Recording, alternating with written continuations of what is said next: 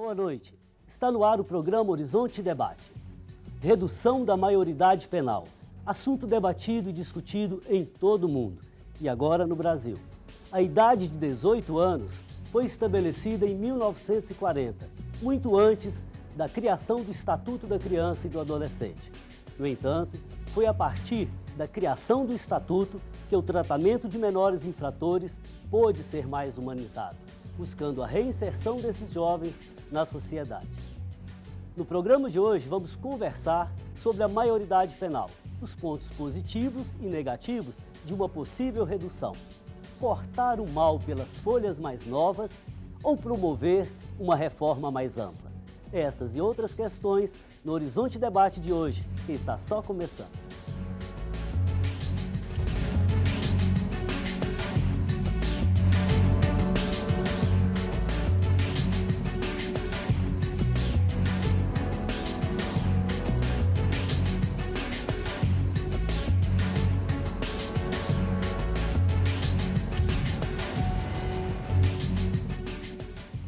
Participam conosco hoje a juíza titular da Vara Infracional da Infância e Juventude, Valéria da Silva Rodrigues, o representante da Delegacia de Apuração de Atos Infracionais, delegado Eduardo Vieira Figueiredo, e a médica e psicanalista Soraya Issa. E claro, você também é convidado a participar do nosso debate. Hoje estamos falando sobre a redução da maioridade penal. Mande um e-mail para nós, horizontedebate@tvhorizonte.com.br ou ligue para o telefone 3209-0115. Caros convidados, boa noite, sejam bem-vindos. Redução da maioridade penal tem sido um tema que está aí na crista da onda, todo mundo debatendo em vários setores da sociedade. Então eu queria passar uma primeira rodada ouvindo a opinião de cada um, começar pela doutora Valéria. O que a senhora pensa dos principais argumentos, tanto a favor quanto contra a maioridade penal? Bom, Padre Márcio, eu vou responder como juíza, né, que lida todos os dias com a criminalidade infanto-juvenil aqui em Belo Horizonte. Eu acho que a forma que está sendo colocada é uma forma midiática e político-partidária, porque está se aproveitando de uma época pré-eleitoral, de campanhas, para utilizar isso como forma de angariar votos. Porque nós, brasileiros, nós somos um povo muito emotivo. E não vamos negar que nós temos uma cultura vingativa, punitiva. Queremos justiça, queremos que essa pessoa pague pelo que ela fez. Então, eu não posso, como uma profissional, ter essa visão. A nossa visão é trabalhar com as causas dessa criminalidade e da forma que está sendo proposta, né, as emendas, os projetos de lei, é uma forma muito política, não pautada em análises técnicas de profissionais que lidam ali e com a escuta também do destinatário, que é o adolescente. Então, eu não sou contra nem a favor, eu sou contra da forma que está sendo proposto. Ok, vamos ouvir o doutor Eduardo. Estamos só começando o nosso debate, por favor. Primeiramente, boa noite.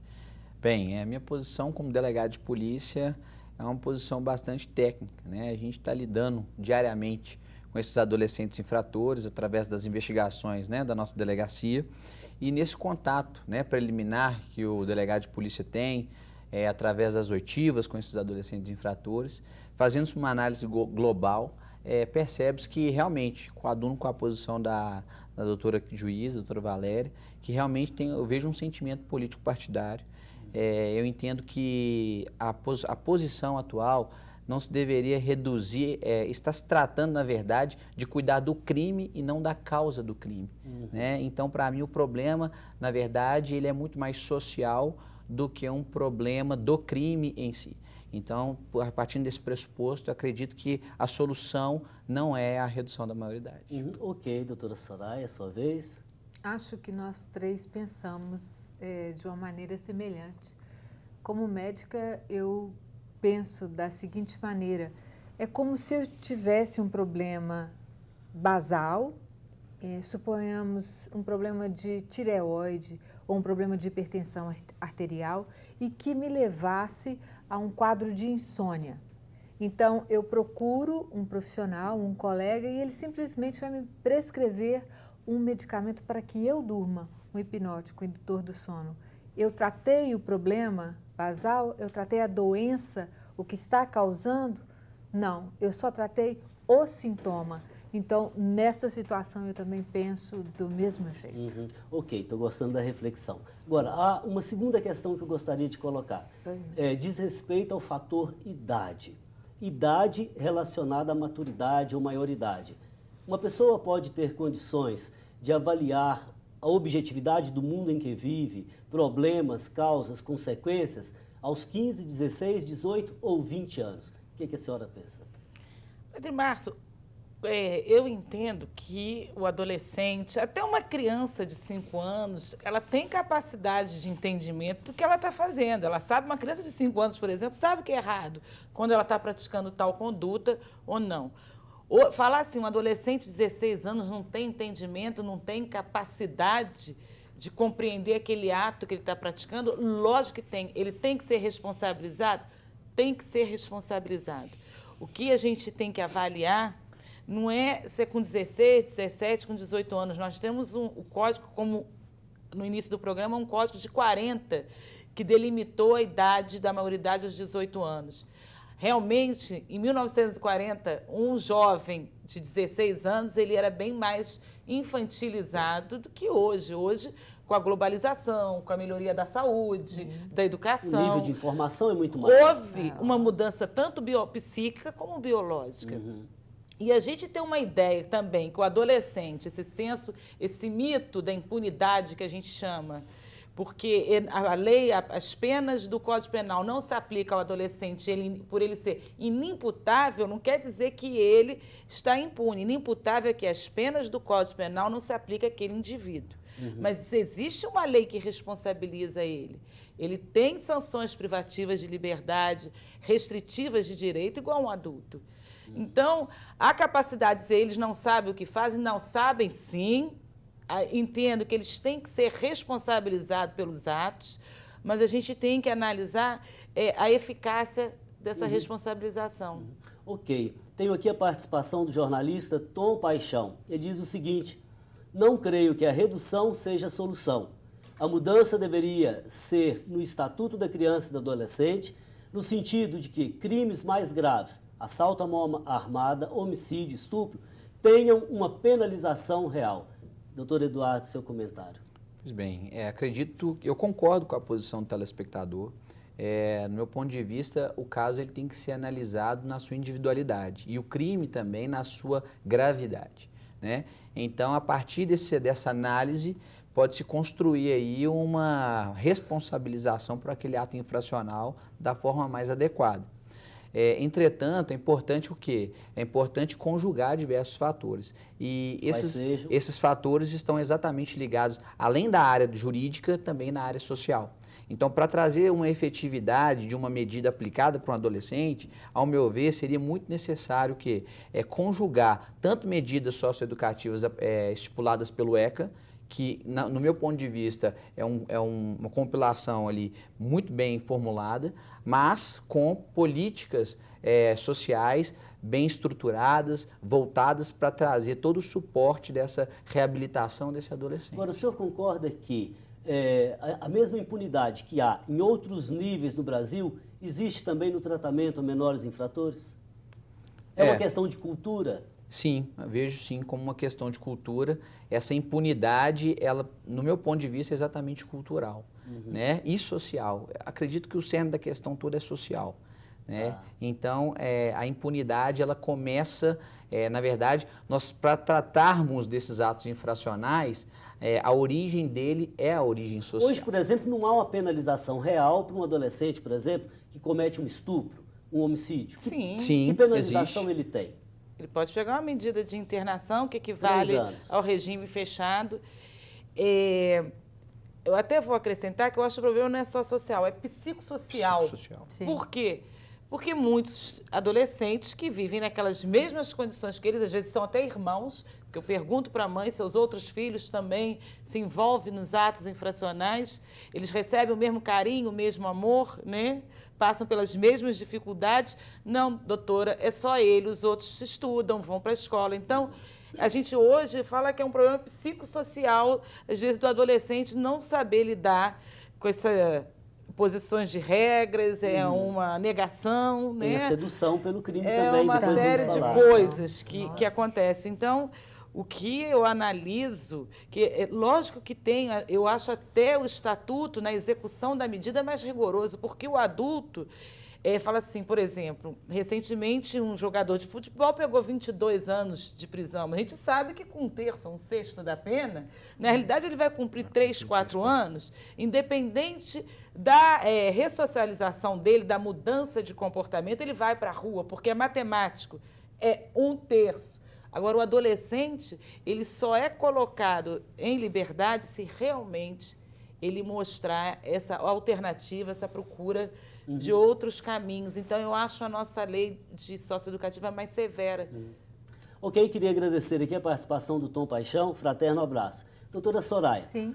A CNBB divulgou uma nota e ela diz o seguinte: criminalizar o adolescente com penalidades no âmbito carcerário seria maquiar a verdadeira causa do problema. O que a senhora acha disso? Eu concordo também, porque seria uma forma de mostrar eu estou agindo, eu estou fazendo, Mas será estou que colocando... estaria combatendo a causa? Não, simplesmente eu estou fazendo, eu estou agindo, igual eu disse anteriormente, no sintoma. Eu coloco através do método carcerário, pronto, então ali parece que está tudo resolvido.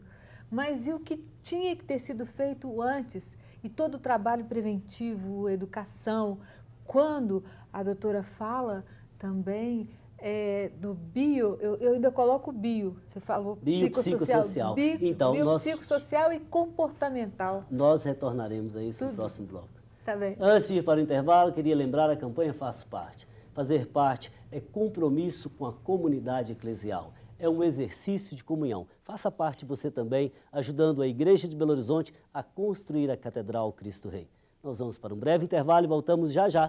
Enquanto isso, aproveite para participar conosco pelas redes sociais. Até daqui a pouco.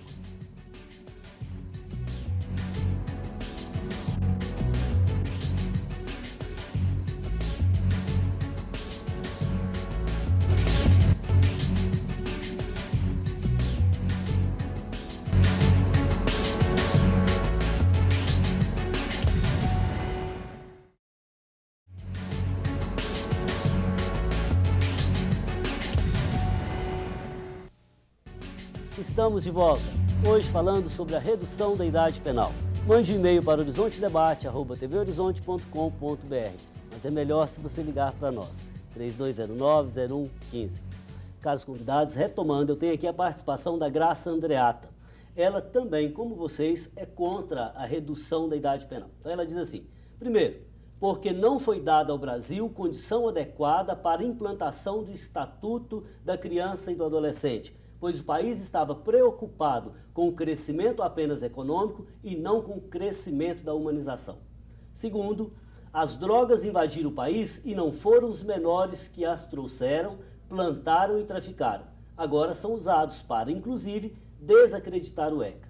Terceiro, como criminalizar a criança para descriminalizar adultos pérfidos que levam à crueldade a ponto de transformar nossos meninos e meninas em dependentes químicos para satisfazer sua sede de lucro fácil. Comentário, doutor Eduardo, depois doutora Valéria, depois doutora Raíssa. Pois bem. Nossa, eu já estou ficando Concordo, emocionada com isso. Até porque ela vai de encontro, né, com a minha posição.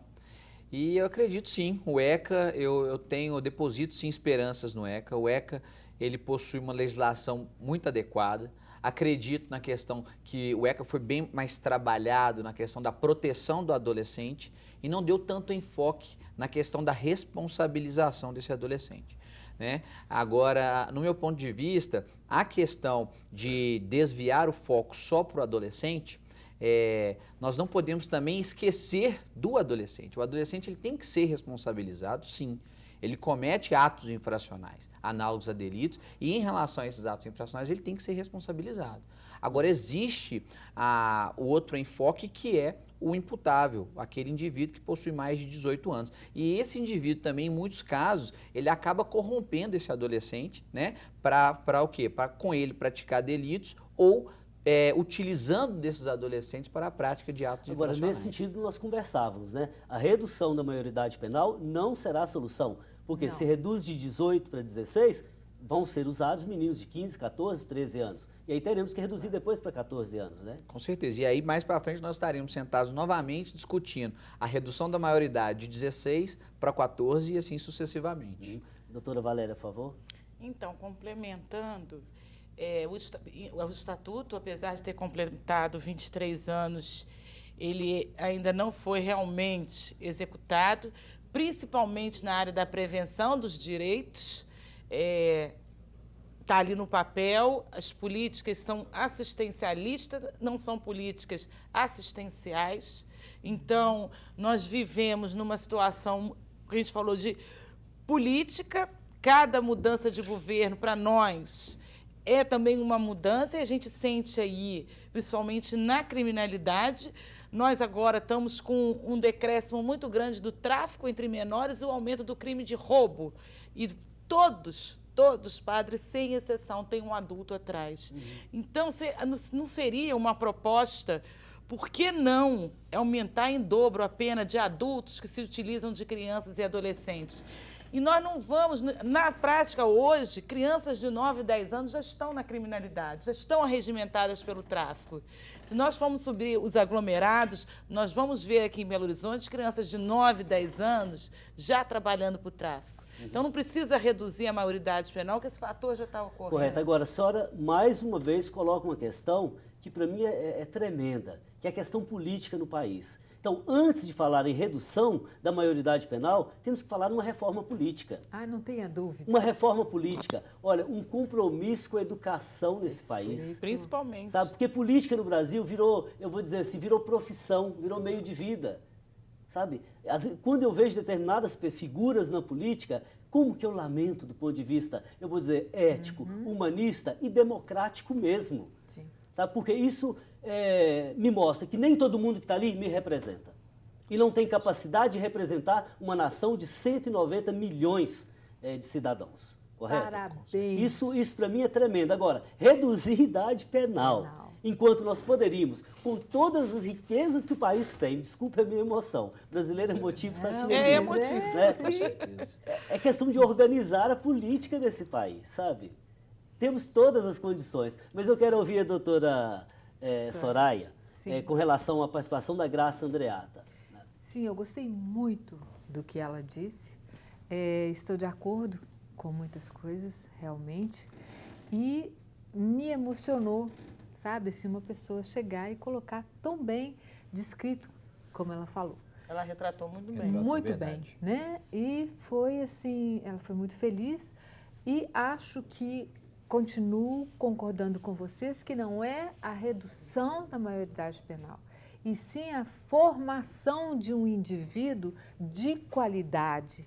Então, esse indivíduo de qualidade, ele vai saber a diferença entre o posso e o não posso, entre o sim e o não, entre o lícito e o ilícito. Ele começa desde cedo, pela própria família. Então, enquanto a situação social e familiar estiver em decadência como está, o ser humano vai continuar em decadência. Tá? Sim. Eu queria agradecer a Graça Andreata, para eu não me esquecer. Graça, obrigado sempre. Fraterno abraço, beijo no seu coração. Doutor Eduardo, por Bom, favor. até continuando no posicionamento da telespectadora, ela realmente fotografou muito bem a realidade do nosso país. A respeito do ECA, né, os nossos políticos, eles não procuraram instrumentalizar, né, a aplicação desse ECA. Ela colocou muito bem que houve uma preocupação, um outro foco, né, simplesmente Tá bom, nós estamos implementaram falando dos políticos, agora eu quero falar para vocês dois. Então veja bem, normalmente quando sai uma lei, eu acho que ela representa o horizonte da realidade. Se tem que criar mecanismos para viabilizar a aplicação dela. Agora, tem um outro problema aí que se chama a mudança do ethos, a mudança dos costumes e da mentalidade. Isso aconteceu no meio jurídico, doutora Valéria? Não. Pois é. Como o senhor estava falando, problema da educação. Por ano, são apreendidos, adolescentes, né, de 12 a 17 anos incompletos, por ano são apreendidos só na capital 10 mil adolescentes. 10 mil. 10 mil. Quanto a senhora recebe em média por semana? por semana... Peraí, 60, por semana dá uns 100 Mas a é 200. muita gente. Ou mais. Índice de escolaridade, 90% fora da escola. A maioria, a idade real não corresponde à idade que ele parou de estudar. Então, o problema está onde? Na educação. O senhor, como professor, educação gera o quê? Conhecimento. Conhecimento gera o quê? Amadurecimento, escolha. Num país nosso... Abre perspectivas. E aí você vai aprender a escolher, a ter conhecimento, saber quem você está elegendo, quem você está votando. Será que há um interesse político em você ter um país educado aqui no Brasil? Eu acho que a situação começa a mudar, entendeu? Não, porque a partir do momento que você dá educação, Claro, o eleitor vai sem aprender dúvida. a escolher. Será que há interesse Vai ter um voto de um consciente, governo né? mudar o papel da educação? Eu não vejo, desde a minha época, todas as crianças, seja independente da classe econômica, falar: "Ai, que saco, eu tenho que ir para a aula. Eu tenho que estudar". Você nunca vê um prazer deles, porque é sempre aquela metodologia arcaica, né? Que já mais do que constatada, ultrapassada. E por que não é modificada?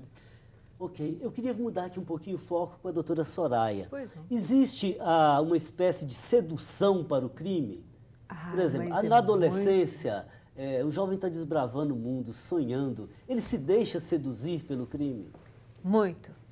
Se a gente olhar, por exemplo, nas salas de cinema, coloca uma comédia numa sala, coloca um filme de romance em outra e no outro, violência. Qual que vai dar mais movimento? É lógico que é o de violência. Sexo, violência, tudo isso mexe, dá mais adrenalina nas pessoas.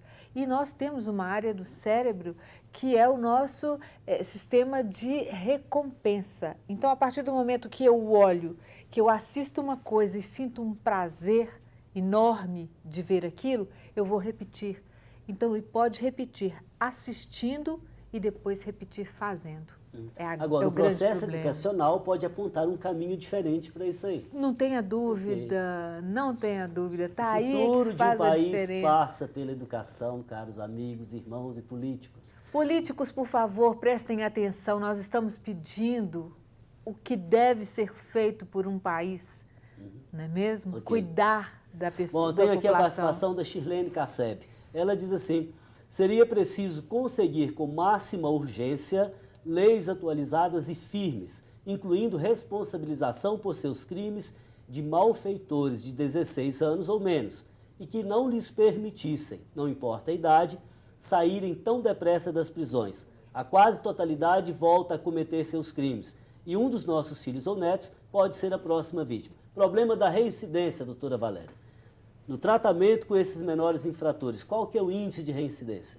Então, olha, o adulto hoje, segundo pesquisa do Conselho Nacional de Justiça, a cada 10 adultos que são colocados em liberdade, 7 voltam para a cadeia. Então, nós estamos com índice de 70% de reincidência no sistema adulto. carcerário. No sistema do adulto carcerário. O adolescente já está ao contrário. Nós estamos com índice baixo de 15% de reincidência. Então, significa que as propostas, a execução das medidas socioeducativas, a intervenção que é feita do Estado com o adolescente está tendo eficácia.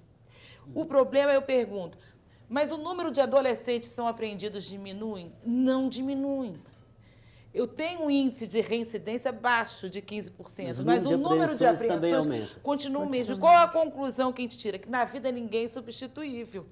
É a mesma coisa, não adianta a polícia prender o traficante, que o tráfico vai continuar lá, no aglomerado, o tráfico só vai mudar a pessoa. Ok, agora, e se investir na educação, na base? Podemos ter um futuro diferente? É possível? É É possível. totalmente possível. Ok, então nós vamos para o intervalo. Nós voltamos já, logo após o intervalo. Aproveite para participar conosco. Faça sua pergunta pelo telefone 3209-0115 ou pelo facebook.com/Horizonte Debate TV. Voltamos daqui a pouco.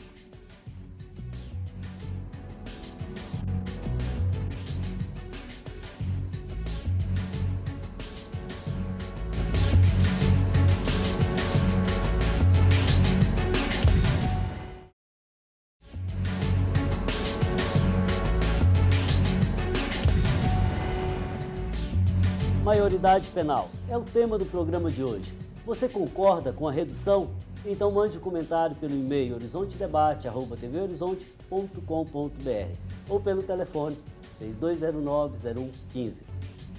Participam conosco hoje a juíza titular da Vara Infracional da Infância e Juventude, Valéria da Silva Rodrigues, o representante da Delegacia de Apuração de Atos Infracionais, delegado Eduardo Vieira Figueiredo, e a médica e psicanalista Soraya Issa. Bom, retomando o nosso debate, eu queria fazer a seguinte afirmação, é uma tese que às vezes eu defendo. Eu acho que cada sociedade gera os seus filhos. A sociedade da informação e do consumo em que nós vivemos também tem gerado os seus filhos. Doutora Soraya, Sim. Qual que é o papel da família na formação de nossos adolescentes e jovens?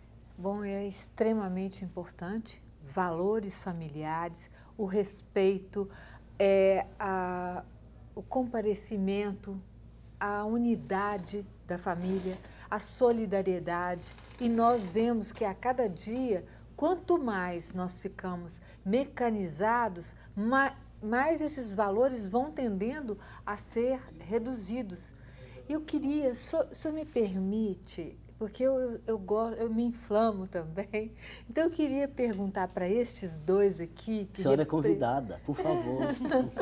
Olha, presta atenção, gente, me dá uma ideia, porque eu atendo determinada pessoa que vira para mim e fala assim, eu tenho, por exemplo, metade da sua idade e eu não precisei estudar o tanto que você estudou, eu simplesmente vendo drogas. Então eu pergunto, mas por que você nunca tentou ser inserido no mercado de trabalho, né? Não, eu quero simplesmente ter quantos carros eu quiser ter, as mulheres, tudo aquilo, todo o glamour, todo o poder que a droga me dá através do dinheiro. Me colocam, vocês dois, por favor, me ajudem, o que fazer, que proposta levar, sabe? Para a gente jogar mesmo e falar para a televisão e pedir ajuda no sentido de melhorar. Por favor, doutor, por favor, me ajude. Mas eu acho que essa visibilidade, esse glamour do crime, além de ser efêmero, eu falo isso para os adolescentes, sabe? Sim, porque ele é muito limitado, porque você ganha dinheiro, mas você não, como eles mesmos falam para mim, você não pode descer no asfalto e sentar num restaurante numa zona sul. Se você compra um carro de uma marca cara, você não pode andar no aglomerado que você chama atenção. Sim. Se você é traficante, você não tem residência fixa, porque uma pessoa do aglomerado vai te entregar para a polícia, então cada dia você mora num lugar. Então, que vida glamurosa é essa de ser traficante? Se você... Porque o crime do colarinho branco, eles usufruem, né, mesmo de forma ilícita, ilegal, mas eles usufruem de bons restaurantes, de viagens. Ainda tenta justificar, agora, né? O traficante, eu gostaria de saber do que ele usufrui. Viver de um glamour dentro de um aglomerado, ele ser considerado rei ali, isso satisfaz ele? Sim, deve satisfazer o ego, o psoego.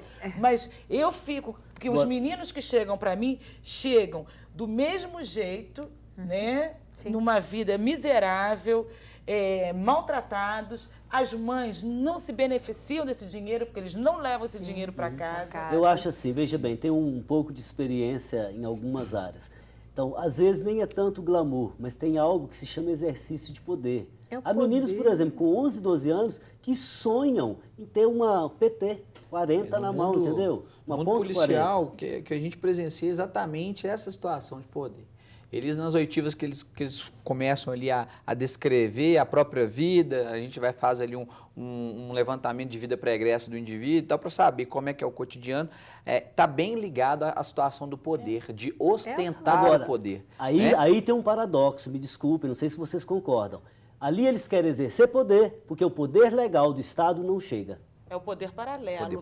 Em razão da ausência do Estado naquele local. Né? Então, doutor Eduardo, nós falamos muito aqui do Estatuto da Criança e do Adolescente. Sim. Estamos falando numa perspectiva ética, humanista, democrática, de compromisso de toda a sociedade. É papel da família, é papel do Estado, é papel meu, seu também. Em que o Estado, o Executivo, em nível federal, estadual e municipal, tem falhado? É Bom, difícil. Não estamos aqui julgando o Estado. Sim. Estamos, como cidadãos democráticos, ajudando a pensar o Estado. É diferente. Claro. meu ver, é um conjunto, né, de políticas que devem ser promovidas pelo Estado. Tratando do executivo na esfera, na seara policial, eu acho que sim, a questão da prevenção é uma questão essencial, o patrulhamento ostensivo, né, feito pela Polícia Militar, né, tem que ser bem efetivo, tem que estar presente, porque é essa presença da questão preventiva policial é que vai evitar o quê? Que vai pelo menos inibir, né, a ocorrência desse estado paralelo que nós estamos falando aqui, né, que a questão do traficante que vai aliciar o adolescente, que vai mostrar para ele a situação de poder e que vai deslumbrar esse adolescente. Por quê? Porque esse adolescente ele está constantemente bombardeado pela mídia, que é o quê? Uma mídia de consumo, né, que vem aí a autoestima o quê? Do ter. Ele precisa ter para ele se sentir o quê? Satisfeito, para ele ter uma autoestima. E é através disso, desse bombardeio midiático, que ele vai ver o acesso mais fácil, que é o quê? Que é o delito. Ok, então, veja bem, outro paradoxo. A mesma mídia que bombardeia adolescentes e jovens, que os levam a consumir, bombardeia agora, levando o país a pedir a redução para matar os filhos que ela gerou. Eis mais um paradoxo. Entendeu? Uma Sim, coisa por favor. assim que a gente tem que colocar, não coloco em defesa do adolescente. Eu me sinto aqui representando, como se eu estivesse falando por eles, porque eu escuto todo dia eles. É o problema, por exemplo, das oportunidades antes de você entrar para a criminalidade. E nessa faixa etária de 15 a 17 anos, que é o nosso público que a gente atende, é a reclamação da oportunidade do primeiro emprego, da dificuldade de se arrumar um emprego. E quando acaba, Padre Márcio, a Bolsa Família, a Bolsa Escola, a mãe chega para o adolescente, porque ele não foi gerado com amor, não. Ele foi gerado para fazer Bolsa Família e Bolsa Escola. Acontece, mas eu acho que não A é maioria, regra. a maioria. Porque quando eles estão fora da escola, eu falo para a mãe, mas a senhora está recebendo Bolsa Escola, Bolsa Família? Estou sim, e fica com medo de eu denunciar. Então, eu chamo de política assistencialista por causa disso, porque não há contraprestação, uma seriedade. Eu entendo que o Estado tem que ajudar, sim, dar Bolsa Escola, lugar de criança na escola, tem que dar o Mas isso é auxílio à família. temporário. O problema é a forma que faz. Acaba esses benefícios, ela chega para o menino de 15, 16 anos, na sua idade eu trabalhava. Na sua idade eu ajudava meu pai e minha mãe, e bota o menino para fora de casa. Quais leis que nós temos na área do trabalho infantil muito rigorosas não se querem dar emprego para adolescentes. Com razão, claro. Né? Eu acho que a partir dos 16 anos, está lá no estatuto, eles podem sim trabalhar, só que a carga horária é um pouco menor porque eles têm que estudar. Sim. Agora, eles não estão proibidos de trabalhar. Tá? E aí o comércio não dá emprego, a indústria não dá emprego, por causa das leis trabalhistas, e eles vão trabalhar para a firma, que eles chamam a firma, que é o comércio de drogas. Então, o que eles têm implorado todos os dias é essa oportunidade do primeiro emprego. Ok, doutora Soraya, Sim. Diante de um adolescente, um jovem infrator, quais seriam as melhores medidas socioeducativas? Bom, em primeiro lugar, eu vou lá de baixo, sabe? Da família, de como foi até mesmo a gestação dessa pessoa, em que situações que ele vive, a alimentação, a imunização, tudo isso, escola e trabalho. Então, tem que começar desde uma política de saúde, uma política preventiva, até mesmo no que diz respeito ao planejamento familiar. A gente não sabe como estava aquele casal ou aquela mulher quando ela engravidou daquela criança, se ela podia colocar aquela criança no mundo, e muitas vezes solta e deixa, é assim, a natureza cria, Deus cria, e não é assim. Então, às vezes a família, ela tem deixado essas crianças no abandono. Então, é uma das coisas assim, negligenciando. Ok, vem a outra instituição, a escola. Sim. Consegue suprir esse abandono? Não. Não ok, consegue. se a escola não consegue, Eu já tinha feito a pergunta do Porque a doutor escola Eduardo. trabalha com massa, não com individualização do sujeito. Pois é. Então é muito difícil. E um outro fator essencial em relação à parte da educação pública hoje em dia é a falta da segurança para um desenvolvimento da educação ali dentro das escolas. A gente verifica muito na nossa delegacia o quê? Atos infracionais constantes dentro das escolas. O próprio tráfico de drogas, a própria vias de fato que os adolescentes entram com os professores, com os colegas. Então, ou seja, se precisamos fazer, né, uma educação adequada, é necessário aí tratar da segurança escolar. Ok, chamou o intervalo. Vamos descansar um pouquinho e tomar uma água. Sim, vamos sim. Nós vamos para um rápido intervalo e voltamos logo. Aproveite para participar, ainda dá tempo.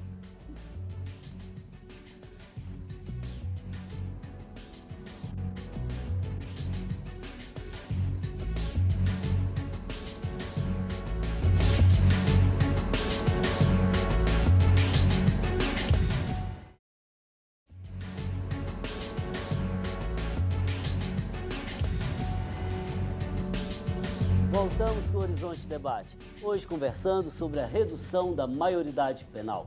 Bom, tem aqui a participação de um tantão de gente, vamos tentar responder a todos. O Gilson José diz assim: toda pena deveria ser educativa, ou o ser humano não tem remédio. Existe pena para o menor, mas não há lugar adequado, nem pedagogia aplicada. A única aposta que dá certo chama-se APAC.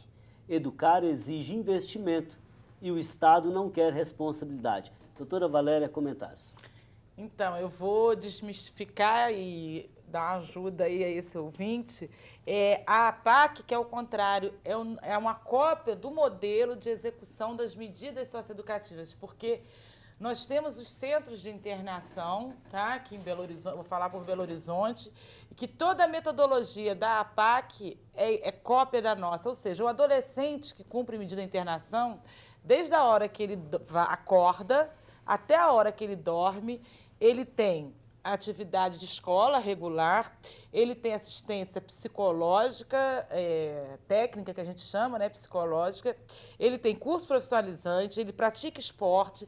Então, tanto que um adolescente para o Estado custa 6, 7 mil reais por mês, porque ele demanda de um corpo técnico lá dentro, para quê? Com o objetivo de, por isso que nossa reincidência é baixa, de reinseri-lo.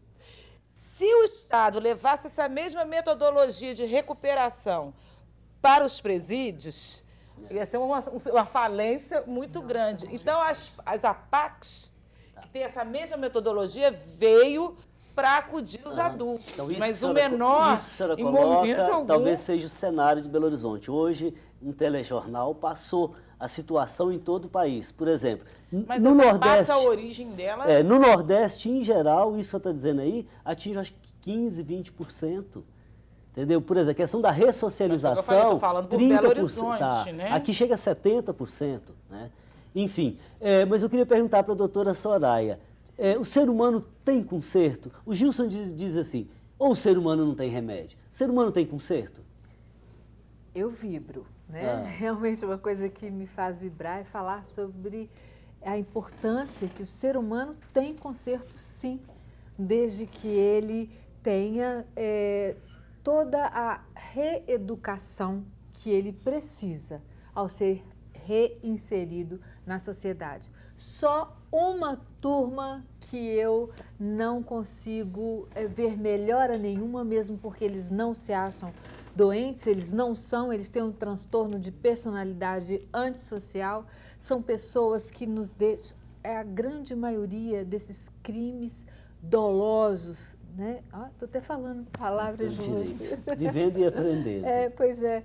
Então, desses crimes premeditados e com requinte realmente de tortura, que são os psicopatas. Estes não tem remédio. Não tem remédio. Não adianta falar, porque vai ficar internado. Internado por quê? E o tempo que ele fica preso, não há nenhuma assistência psicológica, não há nenhum tratamento. Por isso que todos esses, por exemplo, cometem abusos sexuais, eles podem ficar 10 anos presos. Na primeira oportunidade na rua, ele vai voltar a cometer, porque ele não passa por nenhum tratamento. Ok. Bom, queria agradecer ao Gilson José, fraterno abraço. A Rosa Baeta diz assim, Se reduzir a maioridade penal hoje, amanhã os mesmos crimes serão cometidos por crianças de 12 e 10 anos. É dever do Estado dar condições ao menor de ter uma vida digna. Doutor Eduardo. Pois bem, a nossa realidade hoje, nós já nos deparamos com crianças de 10 anos, de 11 anos, adolescentes de 12 anos, cometendo esses atos infracionais. Então, não modificar a maioridade penal não vai alterar a incidência, né, desses atos infracionais praticados por crianças de 10, 11 e adolescentes de 12. Isso já ocorre atualmente, nós nos deparamos com isso nas investigações, né, realizadas pela Polícia Civil em diversos delitos, furtos, roubos, principalmente delitos patrimoniais, né? E o que nós podemos, ao meu ver, como delegado de polícia, o foco é o foco estrutural, familiar, que nós temos debatido bastante aqui, né? Então, eu acho que essa é a questão. Então, vai continuar, sim, a delinquência, principalmente dessas crianças, desses adolescentes, e não tem absolutamente conexão nenhuma à redução da maioridade. Pois é, a igreja tem um documento muito lindo que diz, né? O futuro da humanidade passa pela família. Com certeza. Bom, obrigado, Rosa Baeta, pela sua participação. Fraterno abraço. O Sérgio Souza, ele diz, o problema no Brasil é o Código Penal, a impunidade e a corrupção. A criminalidade no Brasil vai continuar aumentando enquanto não solucionarmos esses gargalos. Reforma do Código Penal, isso é um problema ou seria a solução? Olha, o Código Penal, apesar de ele ser de 1940, ao meu ver, as penas são compatíveis. O que tem que ser reformado não é o Código Penal, é a Lei de Execução Penal. O senhor vai me desculpar, me perdoe as outras correntes, né? Mas eu entendo que um indivíduo que pratica um crime, ele com 1/3 da pena ele está na rua, eu acho isso um absurdo. Eu também acho. Eu acho um absurdo ele não ser obrigado a trabalhar o tempo que ele está preso. Então, trabalha se quiser. Se o Estado gasta dinheiro com aquele indivíduo, o trabalho tinha que ser obrigatório dentro dos presídios, das penitenciárias, e não ser abatido da pena, porque se eu quiser trabalhar, eu trabalho. E quando eu quero, ainda tem direito de abater da pena. O senhor vai me desculpar, mas eu entendo que se nós tivéssemos leis de execuções penais mais duras, Sim. Porque o Código Penal, as penas são duras. Porque quando você ouve, fulano pegou 22 anos, 23 por um homicídio, eu acho Deveria uma ficar pena. preso 23 mas anos. tem que ficar. Mas tem que Só ficar. depois de 80% do cumprimento da pena é que aí nós vamos pensar numa progressão. Exato. Agora, nós temos uma lei de execução altamente benéfica. Que prestigia a criminalidade, a impunidade. E aí, querer reduzir a maioridade penal para punir crianças e adolescentes é absurdo. O judiciário executa a Há lei. coisas mais importantes a serem feitas. discutido. Né? Ok, Sérgio, obrigado pela sua Parabéns. participação. O Vander Torres diz, meu caro Padre Márcio, que bom que vocês vão tratar desse tema. É por demais fundamental. A Pastoral da Juventude tem se esforçado para mostrar que redução